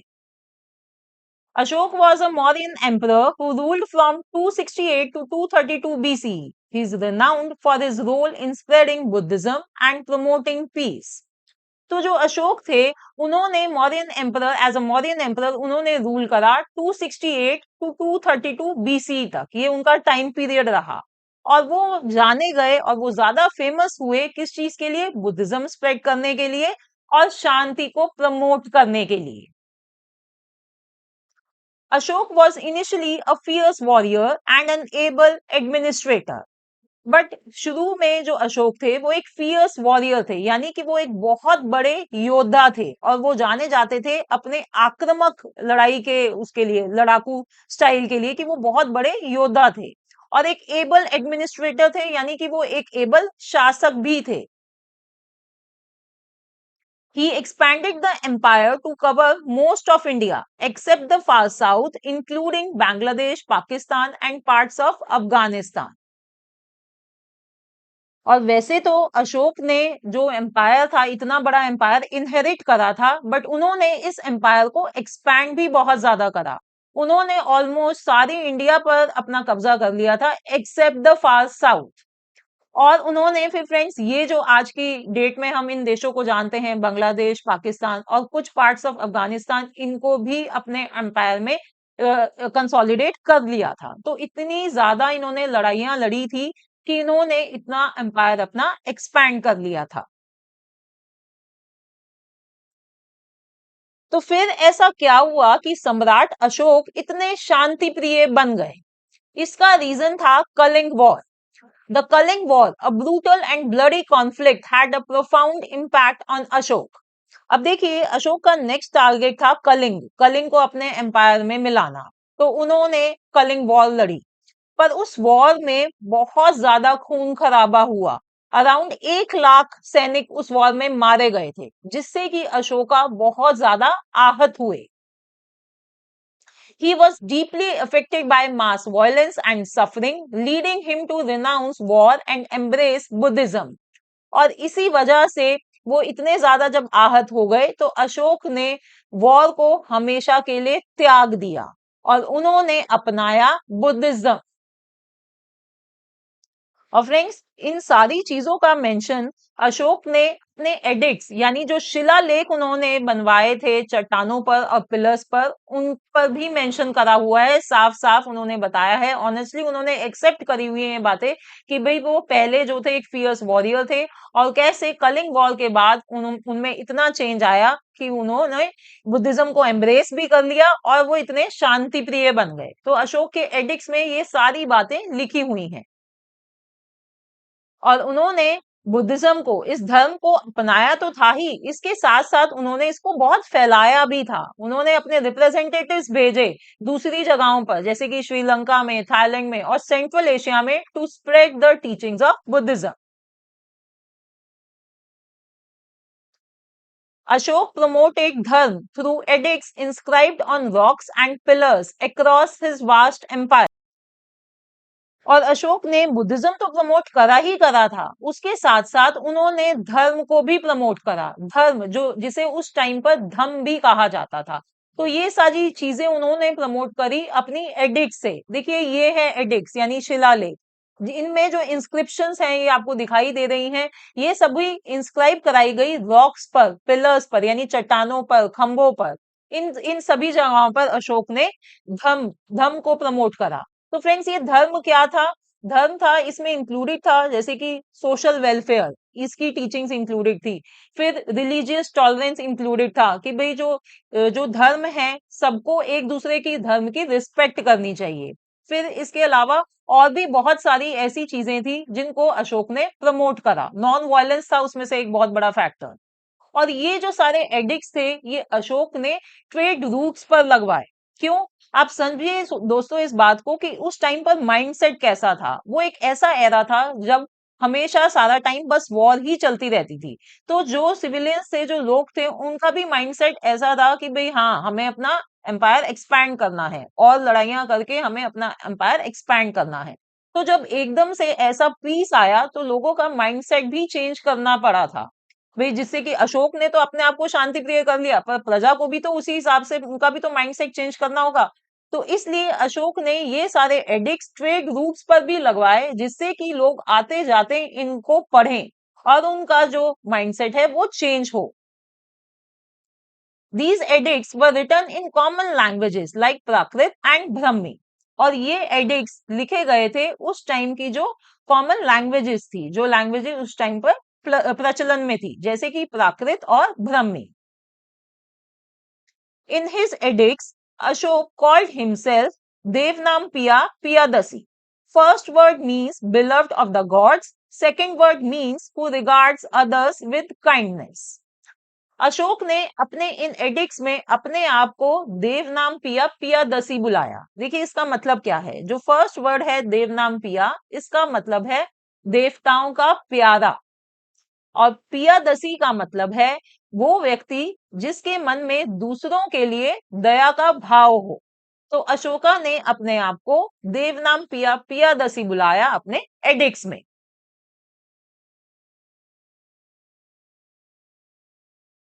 The Maurya Empire continued for half a century after Ashok's death.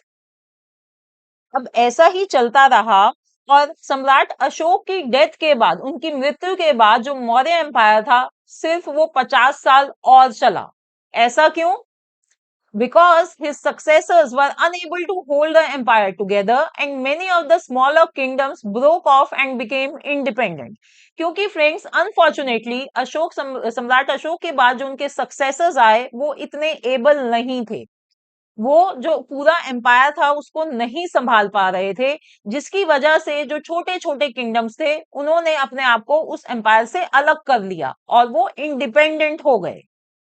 इस तरह से जो मौर्य एम्पायर था वो खत्म हो गया सम्राट अशोक की डेथ के 50 साल बाद।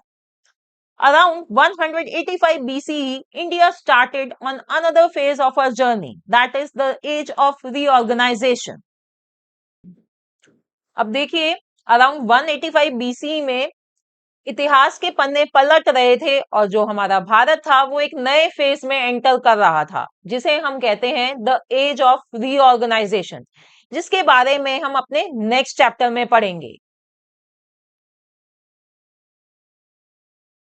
अभी फ्रेंड्स हम बात करते हैं अशोक के बारे में दोबारा कि उन्होंने क्या क्या चीजें बनवाई जो आज भी जिनका बहुत महत्व है। जैसे कि the Sarnath pillar, it is a sandstone pillar erected by emperor Ashok. तो ये देखिए फ्रेंड्स, ये है सारनाथ पिलर जो कि सैंडस्टोन से बना हुआ है। और इसका इसका आज की डेट में हमारे लिए ये रेलेवेंस है कि ये हमारे लिए नेशनल एम्बलम है, ये इंडिया का नेशनल एम्बलम है। तो आइए इसके बारे में पढ़ते हैं। ये जो 4 लायंस आपको दिखाई दे रहे हैं इसमें, ये सिंबलाइज करते हैं रॉयल पावर। ये देखिए ये 4 लायन है, ये आपको 3 दिखाई दे रहे हैं अभी, एक इनके पीछे भी है, 4 लायन है ये।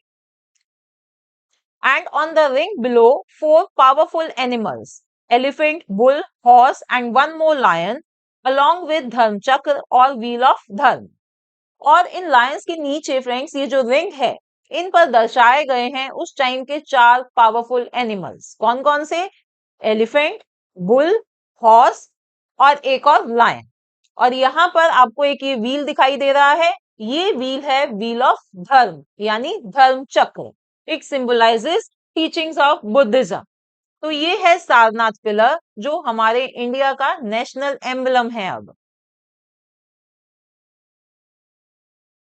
Then second thing was the great stupa at Sanchi. It was also built by Emperor Ashok. It is among the finest examples of Indian architecture. He commissioned the stupa to spread Buddhist philosophy. अब next चीज जो अशोका ने बनवाई थी वो ये था, the great stupa at Sanchi. ये बनवाया गया था to spread philosophy and teachings of Buddhism.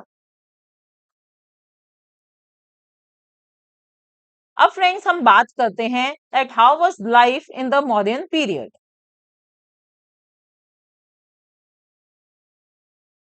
तो फ्रेंड्स आइए अब एक नजर डालते हैं कि मॉडर्न पीरियड में लाइफ कैसी थी। Cities like Patliputra were centers of governance and trade. They had palaces, public buildings, and well-planned streets.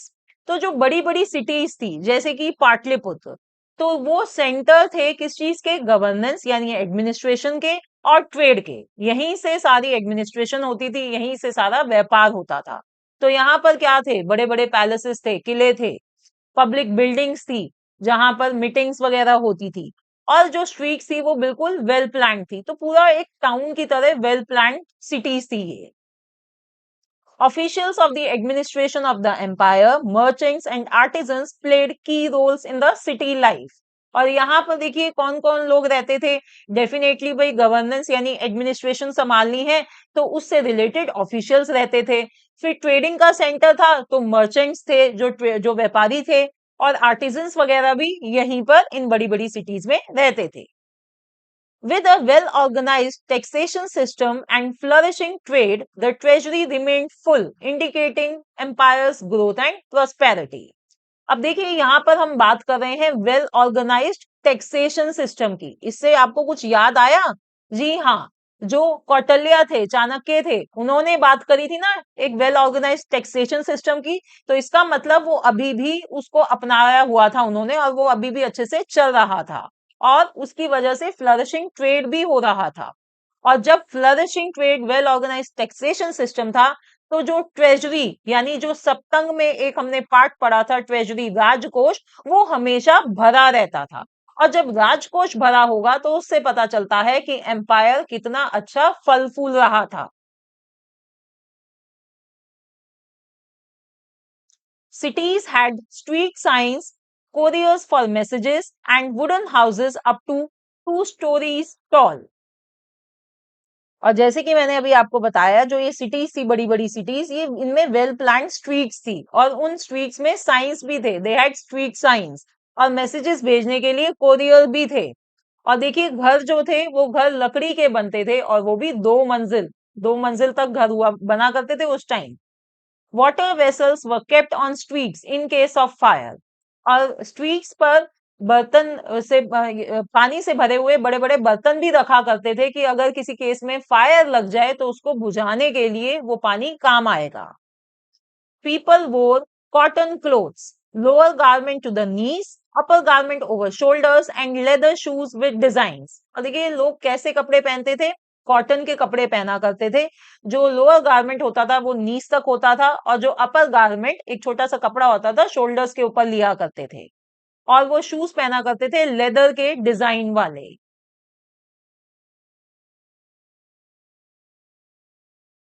Agriculture was important source of revenue with 2 crops yearly as rain fell in both summer and winter.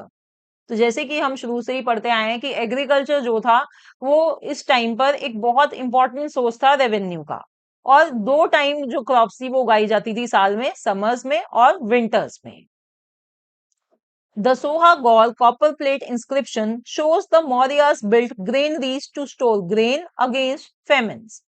अब देखिए friends, ये सोहा गौर copper plate मिली है, और इसमें जो inscriptions हैं इनसे पता चलता है कि जो मौर्यन किंग थे उन्होंने बड़ी बड़ी ग्रेनरीज बनवाई हुई थी, ग्रेन्स को, जो वीट वगैरह, इन क्रॉप्स को स्टोर करने के लिए, जिससे कि अगर राज्य में कभी सूखा पड़ जाए तो उस टाइम पर ये अनाज काम आए। तो देखिए कितनी ज्यादा प्लानिंग करा करते थे, कितने वेल प्लान्ड किंगडम थे ये। Now, our next topic is fragile nature of empires. Empires are strong but fragile and often fall apart. तो फ्रेंड्स अभी हमने देखा चाहे कितने ही स्ट्रॉन्ग और बड़े बड़े एम्पायर्स हों, चाहे वो अलेक्जेंडर का एम्पायर था, चाहे वो नंदा डायनेस्टी का टाइम था, या जो हमने मौर्यन एम्पायर पढ़ा, ये चाहे कितने ही बड़े और स्ट्रॉन्ग एम्पायर्स थे, ये कभी ना कभी जरूर गिरे।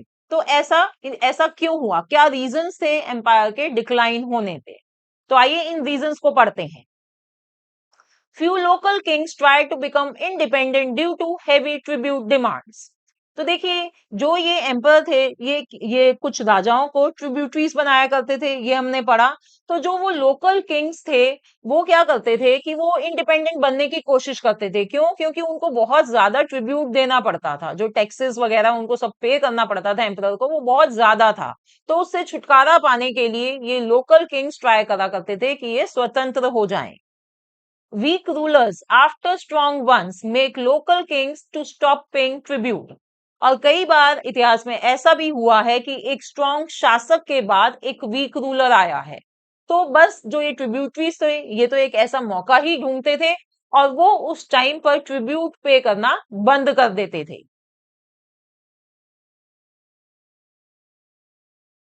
Large empires are hard to control with far off areas split away first.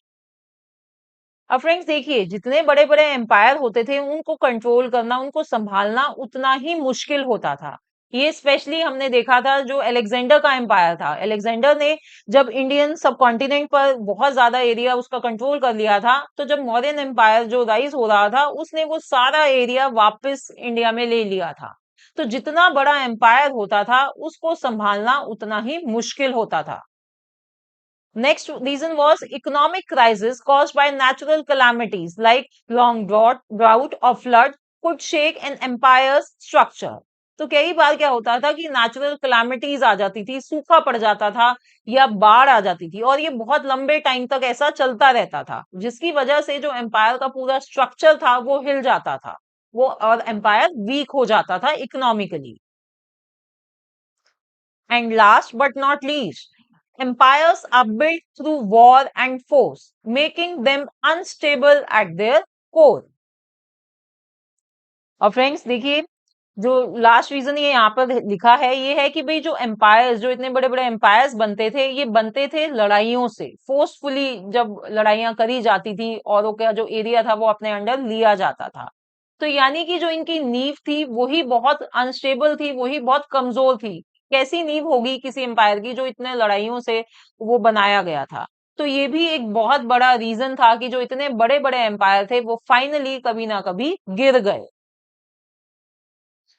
So friends ये था chapter the rise of empires of class 7th SST exploring society India and beyond. Friends ये काफी इंटरेस्टिंग चैप्टर रहा हमारे लिए, and I am sure आपको ये सारी चीजें अच्छे से समझ आ गई हैं। तो सोचिए जब ये चैप्टर इतना इंटरेस्टिंग था, तो जो इसका नेक्स्ट चैप्टर है द एज ऑफ रीऑर्गेनाइजेशन, वो भी कितना इंटरेस्टिंग होगा।